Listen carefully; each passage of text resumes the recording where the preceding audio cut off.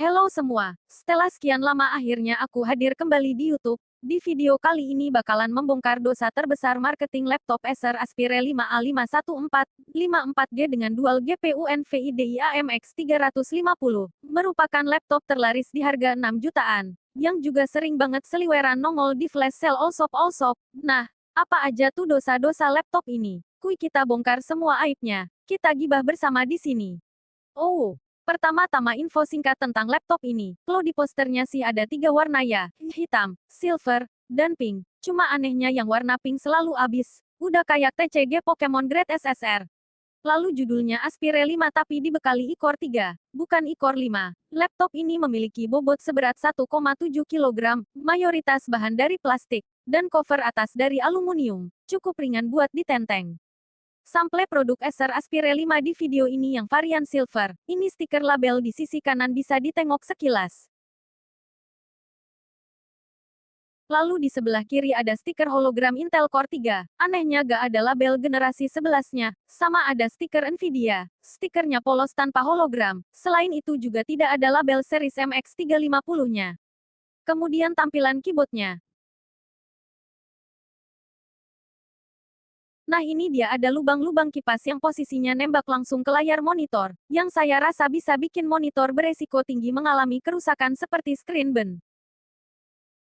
Lalu ini webcamnya. Oh ya aku kurang tahu posisi mikrofonnya di sebelah mana. Udah nyari-nyari di website juga nggak nemu yang nunjukin secara spesifik di mana letaknya. Yang tahu boleh bantu ngasih info di kolom komentar. Lalu di sisi sebelah kiri laptop ada slot buat ngecas, slot kabelan, HDMI, USB 3 biru 2 slot, sama slot USB tipe C. Slot USB-nya standar ya menurutku, belum pakai teknologi USB yang slotnya warna kuning atau merah gitu. Terus nih yang di sisi sebelah kanan paling pojok kurang tahu slot apa, lalu slot USB 2.0 yang warna item. Kayaknya sengaja sih dibiarin pakai USB 2.0 soalnya buat colokin mouse atau kipas eksternal. Ada port audio mic digabung jadi satu gitu. Perlu beli splitter kalau mau bikin mini studio. Sama ini lampu indikator baterai dan lampu indikator ngecas. Apa yang hilang di sini? Yang pertama tentu saja slot card reader. Amat disayangkan ya, gak bisa baca micro SD. Terus juga nggak ada hardware buat baca dan bakar disk. Jadi semisal beli-beli disk album musik atau disk film original gitu perlu beli perangkat tambahan lagi biar bisa terbaca di laptop ini.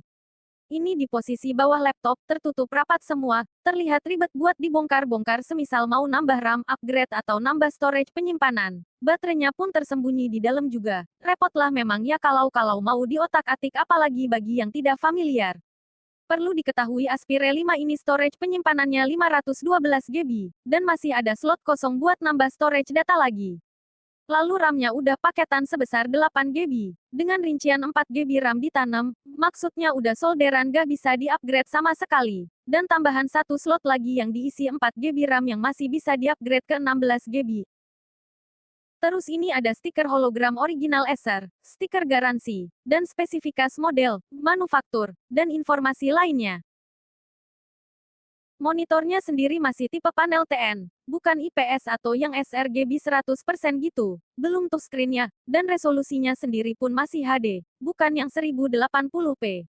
Lupa ngasih tahu, ini casing belakang monitor dari bahan aluminium. Entah produk sampel ini ada defek atau apa di ekspedisi. Jadi tuh pas dikas ada sensasi kesetrumnya kalau kesentuh. Berikutnya di bagian panel mapping keyboardnya. Keyboardnya tidak ada backlight-nya. Keyboardnya ini juga terlalu padat merayap. Dan beberapa tombol seperti tombol power yang gak dipisahin. Malah ditaruh di pojok kanan atas itu jahil banget. Mau pencet delete malah kepencet power itu sesuatu banget. Harusnya sih dipisah jauh, bukan diletak di situ tombol powernya. Tombol fitur di F1, F2, F3 dan seterusnya itu juga defaultnya langsung aktif tanpa harus dikombinasiin pakai tekan tombol fan, agak-agak sih ini ya. Tombol page up, page down itu juga menurut saya terlalu mepet letaknya dengan tombol arrow. Dan satu lagi yang paling random, mouse bawaan laptop ini nggak bisa ngeklik kanan dan kiri secara bersamaan. Waktu nyalain laptop ini untuk pertama kalinya, bakalan butuh internet yang stabil dan cepat buat ngisi-ngisi data, nyeting, update, dan daftar email Microsoft. Yang mana tahapan itu semua wajib dilalui dan gak bisa di-skip.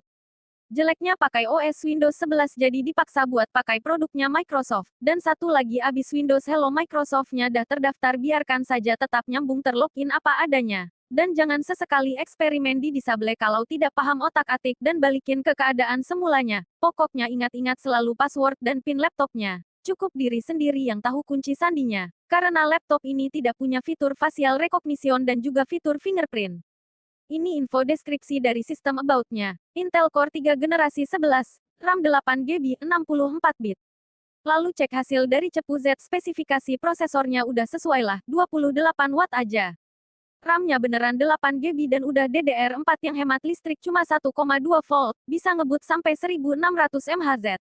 Slot 1 ini 4GB. Sementara slot 2 gak ada ya. Kalau ditanya kok bisa gitu, kan slot yang bisa di-upgrade memang cuma satu slotnya. Sementara yang RAM satunya RAM tanam solderan. Jadi ya yang nongol cuma satu di sini. Dan kalau dicopot yang tadinya terbaca total RAM 8GB, bakalan jadi 4GB. Ya 4GB-nya dari si RAM tanam solderan bawaan laptop ini. Kalau mau upgrade RAM langsung upgrade ke 16GB 1600 mHz juga. Biar buat ngerender atau ngejalanin aplikasi yang berat-berat semakin ngepot.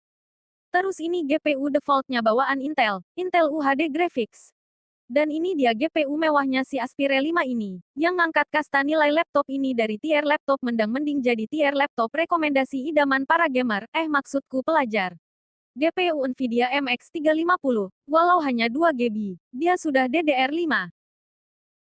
Masih nggak yakin sama hasil keluaran CPU Z? Baiklah kalau begitu, aku tampilkan hasil dari GPU Z. Ini hasil dari GPU Z untuk GPU-nya si Intel. Lalu aku sandingkan di sebelahnya GPU Nvidia MX 350. Ngebut gak tuh, nepot nggak tuh, ngegas dong ya.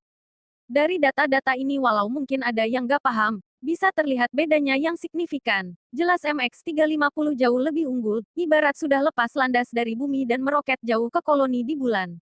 Untuk pengetesan menjalankan program yang berat-berat bakalan kusajikan di video berikutnya, dikarenakan masih dalam proses mengunduh seteam. Yang penasaran bisa pantengin terus channel ACAC ini. Subscribe sekalian biar muncul notifikasi kalau video terbaruku sudah rilis. Sempat melakukan pengetesan Bluetooth juga tadi menggunakan controller wireless Procon Nintendo. Pas awal menambahkan perangkat si lancar-lancar saja, langsung terhubung dan siap dipakai. Namun ketika perangkat terputus dan disambungkan ulang kembali, malah muncul masalah. Perangkat tidak mau terkoneksi kembali, mau tidak mau harus menghapus device yang sudah terdaftar tersebut, dan mendaftarkan ulang sebagai perangkat baru. Kurang tahu apakah masalah ini hanya muncul di Procon Nintendo saja, atau juga muncul di DualSense PS, controller Xbox, atau di controller Bluetooth lainnya. Bagi yang punya barangnya dan sudah dicoba bolehlah saring infonya di kolom komentar. Setelah membahas dari A sampai Z laptop Aspire 5A5, 1.4 ini, daftar dosa besar marketing laptop ini adalah 1. Cover depan aluminium nyetrum. 2. Keyboard terlalu padat merayap, dan belum backlight. 3. Posisi tombol power yang rusuh. 4. Mouse tidak bisa diklik kanan dan kiri secara bersamaan. 5. RAM tanam kapasitas 4GB yang agak tanggung. 6. Slot USB mentok biru, belum kuning atau merah. 7. Tidak ada slot card reader maupun disknya. 8. Layar masih TN dan HD. 9. Dan yang paling fatal menurut saya adalah posisi lubang kipas yang mengarah langsung ke monitor. Oke itu aja yang mengganjal di laptop Acer Aspire 5A514 Dual GPU MX 350 yang dibanderol seharga 6 jutaan ini. Di video review ini saya tidak ngendorse dan tidak dibayar ya, namun sejauh pemakaian seminggu ini, semua berjalan mulus-mulus aja, termasuk mengedit dan merender video sederhana ini. Semoga presentasi ACAC bisa memberi pencerahan dan pertimbangan sebelum kalian terlanjur menebus laptop Acer ini. Sampai berjumpa lagi di video terbaru saya nanti. Davis Dania Bebe.